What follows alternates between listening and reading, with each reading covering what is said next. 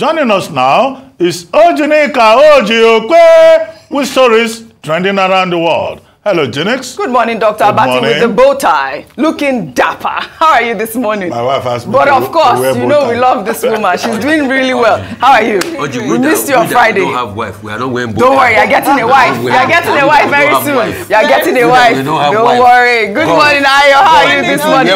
Are we listening to him? I don't mind. We're getting him a wife. You and Dr. Abati's tie. You know, I watched him on TV, so I was like, I'm going to give him a run for his money.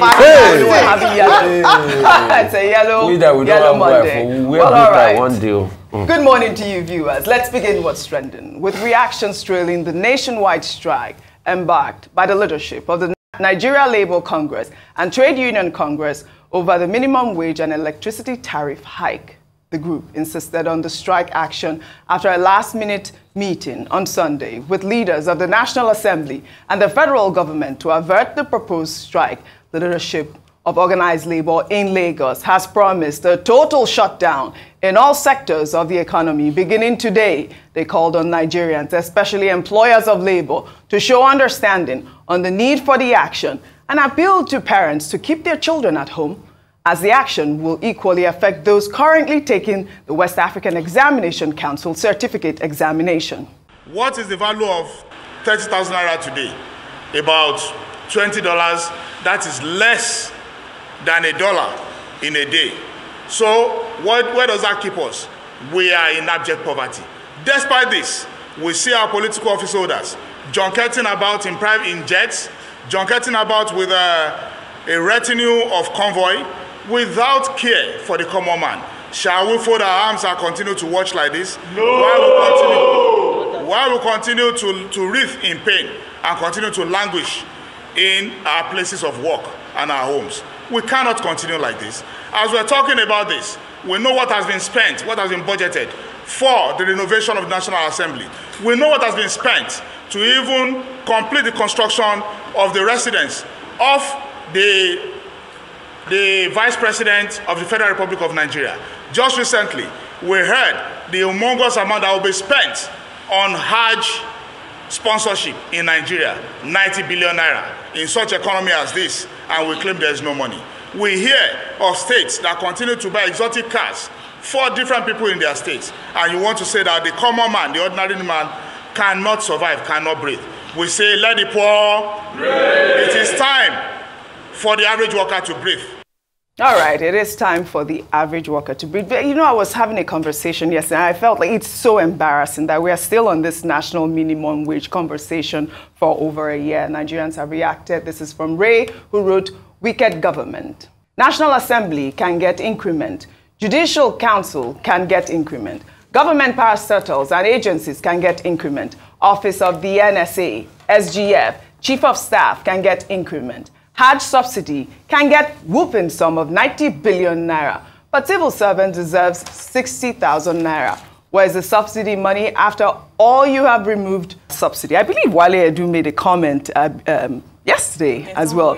And the fact that, you know, every first government official to actually say that subsidy has not been fully removed. But, you know, Bayo Onanuga also posted a tweet. I would love to read his response as to, you know, the meeting that was held. He said during the continuation of that meeting, the government defended their offer of 60,000 naira per month based on economic considerations and non-monetary incentives, which include the following. 1, 35,000 naira wage award for all Treasury-paid federal workers. 2, 100 billion naira for the procurement of CNG-fueled buses and CNG conversion kits.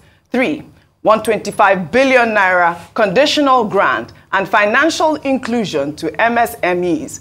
4, 25,000 naira each to be shared to 15 million households for 3 months. 5, 185 billion palliative loans to states to cushion the effects of fuel subsidy removal. 6, 200 billion naira to support the cultivation of hectares of land to boost food production. 7, 75 billion naira to strengthen the manufacturing sector. 8, 1 trillion naira for student loans for higher education. 9, release of 42,000 metric tons of grains from strategic reserves. 10. Purchase of onward distribution of 60,000 metric tons of rice from the Rice Millers Association. 11. Recent salary increase of 25 to 35% on all consolidated salary structures for federal workers.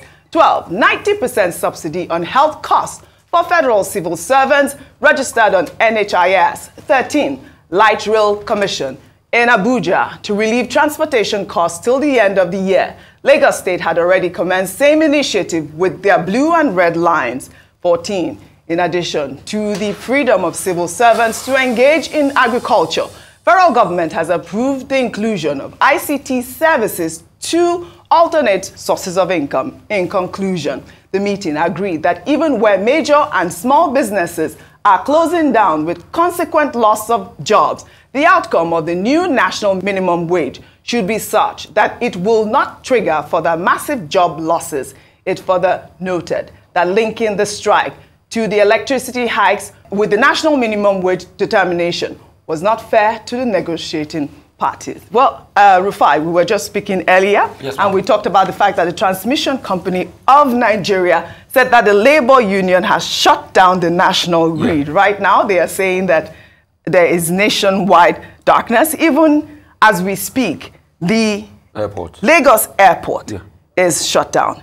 I mean, we have a lot of conversation here, but yeah, you go ahead.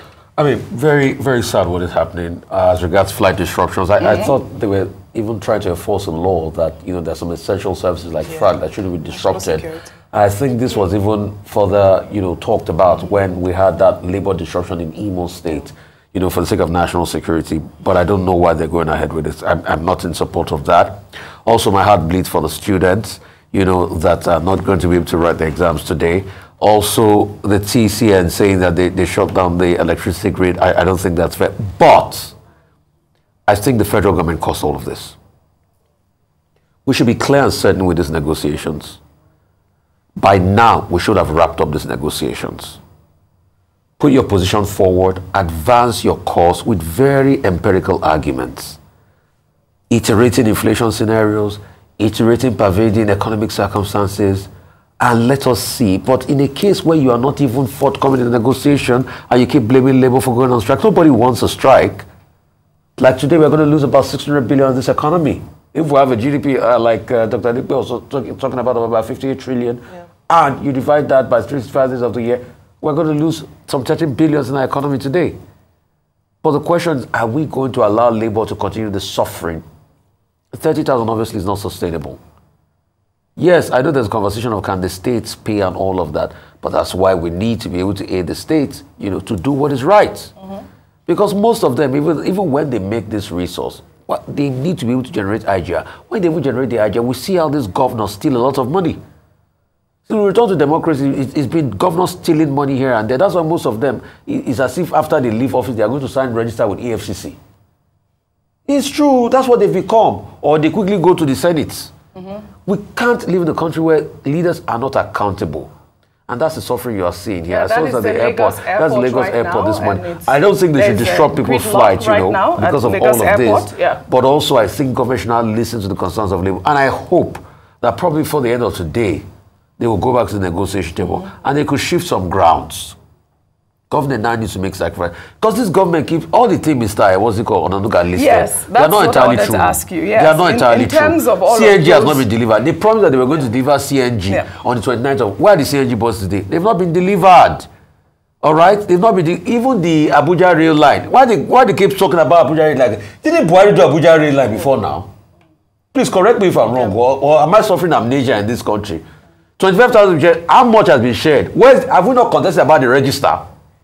1.5 billion palliative loans to states. Okay, some states were in contest. Did they get that or not? I think it was the Senate president that talked about that money, and the governor for your state replied him. 75 billion, all of these were just promises. They were not made. I'm not sure they released for 2,000 metric tons from National Grain Reserve. You know, there was a contention where even the suppliers that were supposed to release the money the grains were saying, no, they might not have enough grains in storage. 90% subsidy on the healthcare cost of that. I mean, most of these things were just promises that were muted before now. It's just like when they say they were going to fix the refinery. And what happened? Refinery mechanically completed. Oyibo, no results. Port Harcourt refinery, a fear, no oil, no crude oil from it. Even Dangote refinery, the man that used a lot of money to build refinery, he can't see crude. Yeah. So people are suffering. Yes, those are the issues. The problem is government.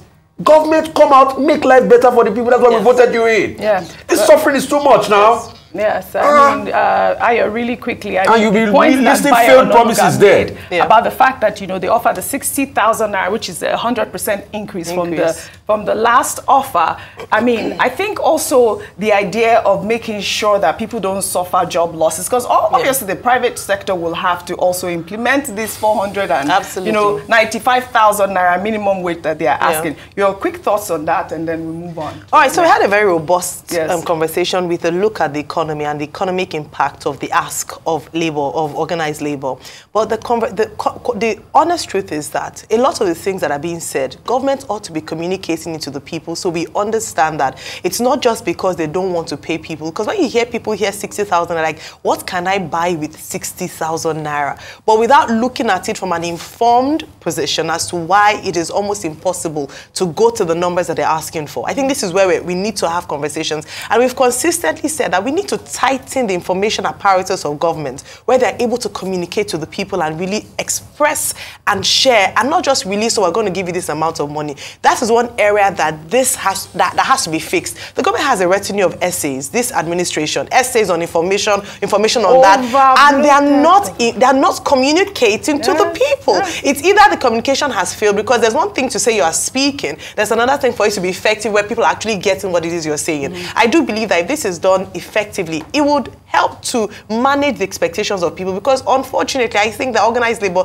is also creating unrealistic expectations for Nigerians. With the 615,000 naira they've released in the first instance, so people are saying, oh, 2 children, 2 adults, 4 children. It is not, it doesn't make economic sense. It's going to drive us into more poverty. Would you rather have a job and with not getting 615,000, now 494,000 naira, or lose your jobs and have some people earn that amount of money? That is the reality we have to face. So we have to come to some form of, form of compromise where we have a win-win situation and not a loser, as was said earlier. All right, we'll discuss this at length. We hope that they get to a meeting ground. 60,000 naira is obviously not enough. There is a negotiation that the government can look into. We'll take another story.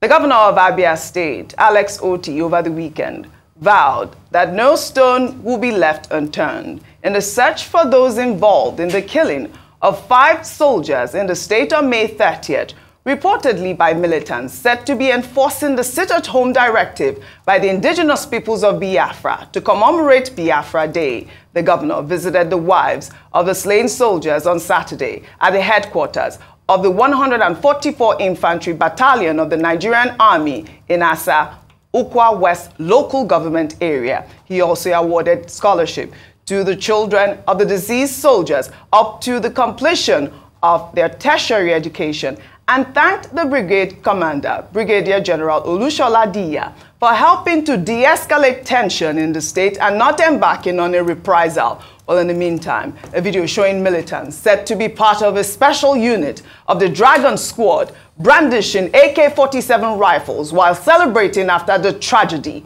on Biafra Day has gone viral.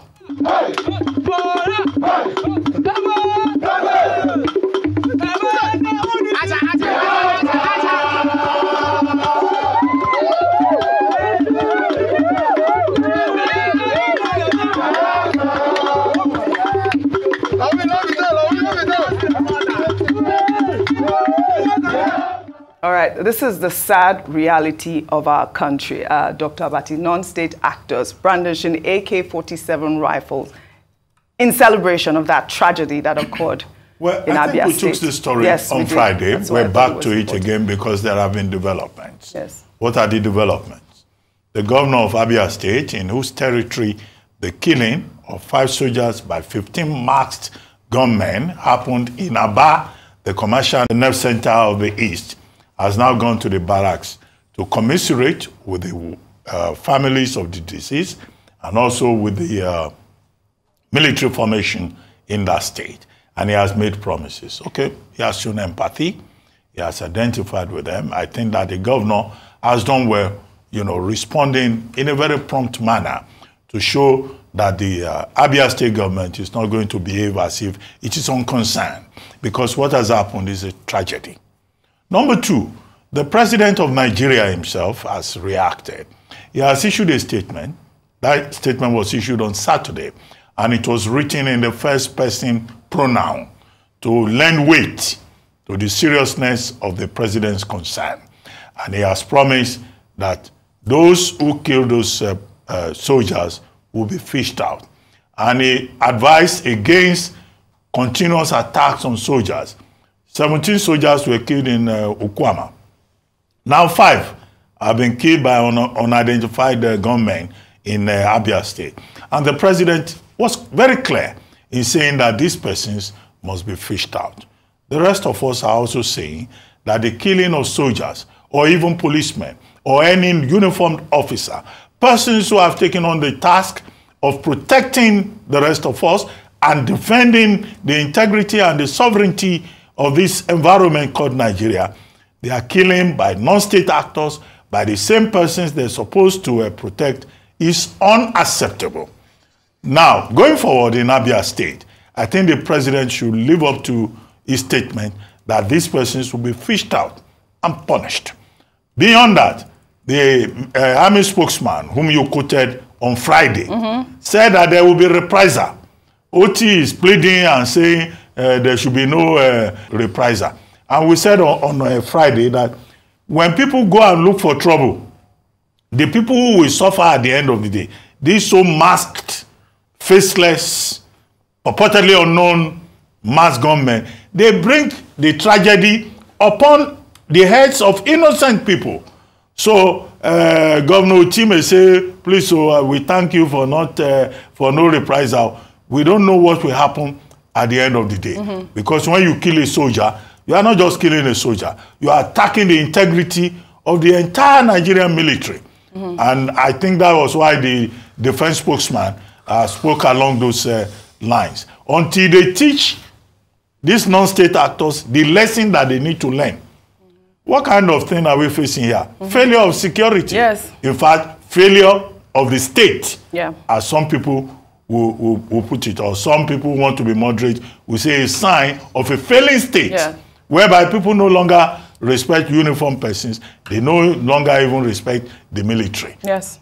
I mean, that video was posted on social media, Dr. Abati. I mean, I thought it was important to highlight that video with non-state actors brandishing. Jubilating. I mean, there's impunity. And they, audacity. The military said that they're going to fish these people out. Temerity. I mean, we have ways of locating these people, geolocations. And we know the person who posted this video. I mean, it is evident that these people don't mind killing their own people. There were 6 civilians that died on Biafra Day, a day that is left to recognize our fallen heroes and heroines of the Civil War. Unfortunate that these people are out there brandishing these weapons and killing their own people. A gang of cowards. Yes. They are masked. Keep suffering. Absolutely. That's the problem. The military and the Nigerian government needs to look into this. We'll take another story. Some users on social media have called for the arrest of popular activist Aisha Yusufu after a viral video showed her sitting while the new national anthem was recited during an event over the weekend. The activist is among many Nigerians who have rejected the anthem, Nigeria Will Hail Thee, since it was reintroduced on May 29th after President Tinubu signed the controversial national anthem bill into law. The video has sparked a flurry of reactions while during an awards ceremony to recognize the 2024 courageous citizens. The activist took to the podium to defend her actions. Let's take a look. We are all in prison because we are afraid of dying. We become slaves in our country because we are afraid of dying. We accept obnoxious laws because we are afraid of dying. Yesterday I was at an event where they were singing that nonsense day, Hail Thee. And I said I'm not going to stand for no party or no white or no crazy national anthem. And people are calling for my arrest and I fear them. This country belongs to everyone. one of us. No Nigerian is more Nigerian than any Nigerian. We all are citizens. We are citizens. We are not slaves. And the fact that they know that we will accept whatever it is they dish out to us is the reason why they dish out nonsense. Tinubu dared to put his hands in his pocket when they were singing the national anthem, when he was running and saying to Nigerians he wanted to be president. And some people are sitting down and they're daring to call for Mare, and they wait for them. We died here. I said we wait for them. We died. She reminds me of Rosa Parks. I mean, this is a complete protest, and everybody has a right to protest. I mean, she came under fire, a lot of, mixed reactions. Obiezekwe also tweeted. Remember, we took her tweet the last time that she wrote #not my national anthem. She also wrote in part, the lawmakers of the National Assembly and Tinubu grievously breached the constitutional provisions and process for amendment of legislation and therefore cannot foist another national anthem on us. I refuse to join them in the Kangaroo Act of violating the Constitution. Nigeria is a constitutional democracy and must so be governed. Well, in the meantime, there was this football match by our captain of the Super Eagles. I'd love for us to play that video because there was serious confusion, and this video has been trending all over social media. Let's take a look at that video real quick. Wahala.